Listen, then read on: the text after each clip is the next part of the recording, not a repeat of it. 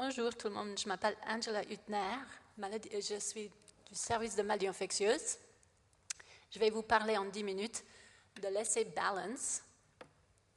Je n'ai pas de conflit d'entrée financier, peut-être un petit conflit intellectuel parce que j'ai passé quelques ans en travaillant dans ce domaine. Je vais vous parler du rationnel pour cet essai Balance. Et puis, on va discuter de l'essai, c'est un flash. Et puis, l'interprétation, qui sera assez simple, je pense. Et merci à Laura Cordes, mon interne de recherche clinique, qui m'a appris à faire les transitions, les icônes dans les diapos. Je me suis amusée un petit peu avec ça. Pourquoi on parle toujours de cette durée de traitement de l'antibiothérapie pour la bactériémie? Vous avez entendu peut-être beaucoup déjà, parce que c'est très, très prévalent. Et en fait, on sait avec une population qui vieillit plus que jamais, des prothèses endovasculaires, etc., on a de plus en plus de bactériémie. En même temps, chose qu'on a historiquement traité très longtemps, même dans les jours de mon père, c'était 3-4 semaines de traitement antibiothérapie parce que les antibiotiques étaient disponibles. Aujourd'hui, on se trouve dans cette fameuse crise de la résistance antimicrobienne et vraiment, pour nous, les infectiologues, c'est grave. Et pour vous aussi, mais nous, on est en amont peut-être dans cette histoire.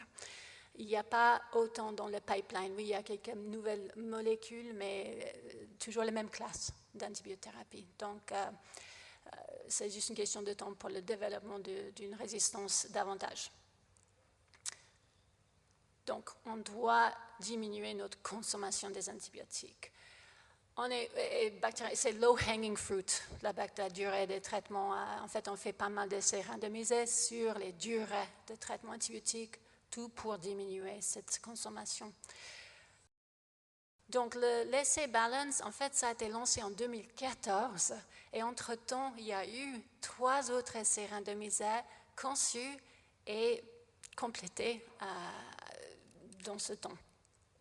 Il y avait un essai israélien et italien qui était le premier à être publié. Ils avaient environ 600 patients. Ensuite, il y avait une autre étude suisse, Pirate, dont je parle tout le temps avec les internes. Merci Véronique. Et puis, il y a eu aussi une plus petite étude espagnole. Même chose, on a tous comparé 7 jours à 14 jours comme contrôle de traitement antibiotique pour cette bactériémie. Mais ces 3 études, c'était vraiment bactériémie IgM gram négatif. Parce que là, c'est un peu plus simple, franchement. Les grammes positifs ne sont pas connus pour faire des métastases, des complications distales, comme le Staph aureus, par exemple. Donc, petit rappel sur l'essai Pirate, parce que voilà, les internes changent. En fait, je vous ai parlé de ça il y a 4 semaines ici dans cette salle. Je ne vais pas parler beaucoup, mais sachez que la Suisse, grâce au HUG et à l'UNIGE, c'était mon projet de chef de clinique scientifique, on a pu faire un essai de environ 500 patients ayant une bactériémie IgM gram négative. On a comparé 7 jours à 14 jours fixes. On avait aussi un 3e bras où on a utilisé la CRP pour déterminer la durée. Donc, enfin, le bras 7 jours et le bras 14 jours, il n'y avait que 167 environ dans chaque bras. Donc, petite étude, c'est vrai, pour cette question de 7 jours fixes versus 14 jours. Donc, pourquoi cet essai Balance, alors si on a déjà eu ces 3 études randomisées? Bon, parce que Balance était le premier. Ça a été vraiment conçu en 2014, mais nous, on n'était pas tous au courant parce qu'ils n'ont pas publié leur protocole jusqu'à, je crois, 2019. Et pourquoi on en parle aujourd'hui? Parce que vraiment, c'est une étude très grande, vraiment en termes de nombre de patients recrutés. Et c'est la première étude randomisée où on inclut même les bactériémies IgM gram positives, ce qui change un peu la donne. Donc, cet essai, le PICO, le Population. Donc les patients, c'était un essai randomisé, multicentrique, qui a été conduit enfin en 7 pays. La Suisse étant, en fait, ils ont aussi recruté à Lausanne aux soins intensifs. Je ne sais pas combien de patients enfin ils ont inclus, mais quelques-uns, je pense.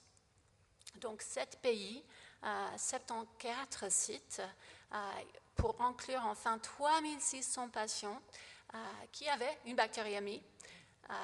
Les critères d'exclusion, c'était assez pareil à ce qu'on a fait nous et les autres 3 études randomisées. Donc si on avait une immunosuppression profonde, vraiment profonde, on ne pouvait pas rentrer dans l'étude. Si on avait une prothèse endovasculaire, on ne pouvait pas. Les bactéries aiment bien le matériel étranger. Si on n'avait pas de source control, notre fameuse source control, s'il n'y avait pas ça, et on savait déjà d'emblée qu'il fallait une longue durée de traitement, alors ce patient ne pouvait pas rentrer dans l'étude. Et voilà, Balance était mené par des intensivistes, mais aussi par quelques infectiologues, donc ils n'ont pas permis le staphylocoque, dans les bactéries à staphylocoque, aureus et leuctonensis dans l'étude. L'intervention, assez simple, donc le choix de l'antibiothérapie était laissé au médecin traitant, voilà. Il y avait toujours un peu les mêmes antibiotiques par site. La randomisation pouvait avoir lieu entre le moment du diagnostic de la bactériémie et les 7 jours. J'ai vraiment eu la peine à trouver où, dans cette range, où était le médian. Ils incluaient des gens aux soins intensifs, donc très malades quand même. Ils ont stratifié cette randomisation sur le site, les 74 sites, et sur justement être aux soins intensifs ou pas, ce qui était une très bonne idée. C'était une étude open label, ouverte, mais ils ont quand même essayé de faire le mieux possible. Ils ont gardé tout le monde aveugle jusqu'à J7, où voilà, soit il fallait arrêter, soit il fallait continuer. Le primary outcome était la mortalité, toutes causes confondues, jusqu'à J90. J90 étant le jour de la bactériémie, pas le jour du traitement efficace, jour de la bactériémie. Et puis il y avait plusieurs outcomes secondaires, un peu les usual suspects, toujours les outcomes que nous on cherche en tant qu'infectiologue, émergence de résistance, utilisation des antibiotiques, etc. Je vous rappelle, cet essai a pris 10 ans, parce que c'est un rare essai pour nous, les infectiologues. On n'est pas comme les cardiologues, on a très peu d'essais avec autant de patients inclus. Donc, New England Journal, c'est clair. Par contre, voilà, comme vous voyez dans le consort ici, ils ont fait beaucoup de travail pour screener sans avoir inclus. La plupart des gens qui ne sont pas rentrés dans l'étude avaient des contaminants dans le sang. OK, on acceptait ça. Mais il y avait pas mal qui étaient immunosupprimés, qui avaient justement des infections qui nécessitaient clairement une longue durée de traitement. Donc, ils ont fini avec moins de 10% des patients screenés qui étaient éligibles. Donc, validité externe, on peut poser la question. Qui étaient ces patients? Un peu plus d'hommes que des femmes, 55% d'hommes, âge médian 70 ans. 55% étaient aux soins intensifs au moment de la randomisation. Nous, on n'a pas fait ça. Ça, honnêtement, ça c'est une question que moi j'aurais toujours pour cette étude. La question de toutes ces études, c'est mon patient, il va mieux. C'est quand que je peux arrêter l'antibiotique? Ce n'est pas une question que moi je pose quand le patient est toujours aux soins intensifs. C'est assez précoce, c'est un peu, c'est optimiste peut-être. Mais ça va mener quand même à plus d'événements. Donc en termes de puissance statistique, peut-être c'est une bonne idée. C'est un peu cynique de penser comme ça, mais voilà, on va avoir plus d'échecs. Si on inclut des gens qui sont aux soins intensifs dans un essai où on a déjà décidé sans l'information de comment ils vont cliniquement, on les a déjà alloqués à 7 jours fixes. Ce n'est pas vraiment le style personalized medicine où on va, voilà, vers lequel on va aujourd'hui, mais c'était conçu en 2014. Donc, ces patients, voilà, le profil, c'est un peu les patients qu'on connaît, diabétiques, un troisième, obèse, voilà, un cinquième, etc. La microbiologie, c'était intéressant, voilà. Donc, c'était quand même, la plupart étaient des bactéries à germes gram négatifs, c'était environ 70% gram négatifs, dont il y avait 40% E. coli. Donc, c'était des urosepsis, mais aussi des infections digestives. Voilà, il y avait un deuxième Klebsiella. Ces grammes positifs, enfin, ils étaient assez, c'était bien la minorité. Il n'y avait pas de Staph aureus, ça a été exclu. Il y avait le streptocoque, il y avait l'enterocoque aussi, quelques enterocoques, pas beaucoup. Ces patients, c'était possible de les inclure après qu'on a enlevé une endoprothèse, voilà, ou simplement un cathéter. Donc il y avait un certain pourcentage qui ont dû, voilà, où il fallait avoir le source control tout au début. Et ensuite, ça allait, tout comme la vraie vie.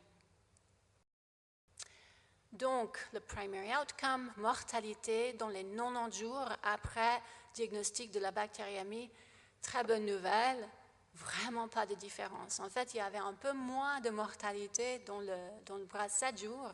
On est toujours content quand ça finit comme ça, mais vraiment, en termes de puissance, en termes de probabilité, c'était bien égal. Il n'y avait pas de différence clinique du tout. Même quand ils regardaient ITT, et per protocol était ceux qui avaient vraiment la durée qu'on avait alloquée. Ensuite, tous les secondary outcomes, l'essai n'était pas construit pour assez de puissance statistique. Il n'y avait pas de différence mise en évidence pour infection clostridium, émergence de résistance, etc. Et puis, voilà, il n'y avait pas de différence entre, voilà, pour les effets secondaires des antibiotiques, etc.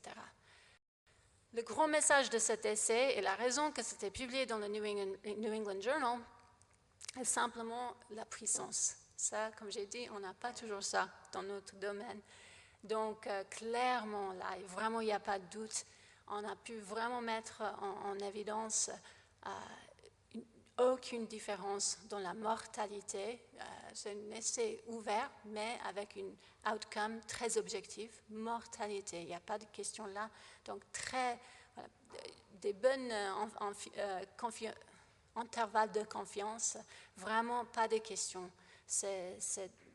Voilà. Et en fait, leur deuxième phrase dans leur discussion, ils parlent de ces 3 autres études randomisées déjà conduites, mais ils disent la valeur de notre étude, c'est vraiment, ça confirme sans question cette non-infériorité.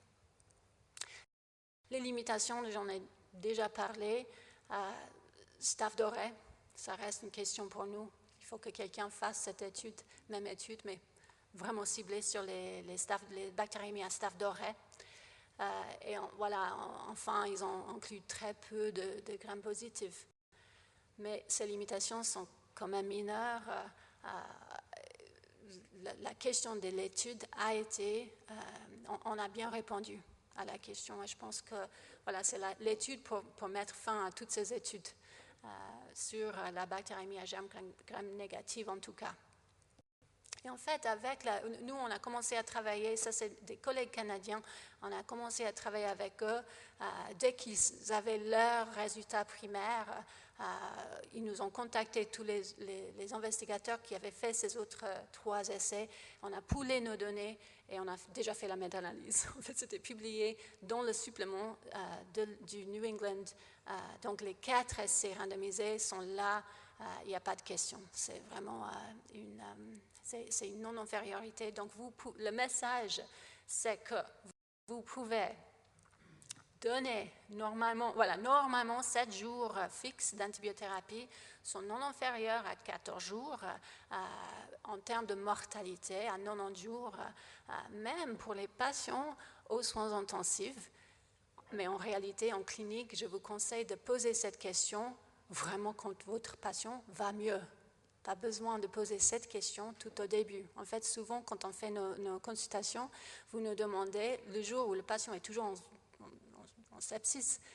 Alors, durée, non, on n'a pas, on ne va pas poser cette question jusqu'à le patient va mieux. Voilà, pas besoin d'être, on n'est pas obligé de répondre à cette question. On suit le patient, on individualise un petit peu si possible. Mais voilà, donc l'essai n'était pas très inclusif, mais globalement, c'était de bonne qualité quand même. Je pense que vous pouvez faire confiance en ces données, en ces résultats. Merci beaucoup. Et ça, c'est l'équipe pirate de Genève.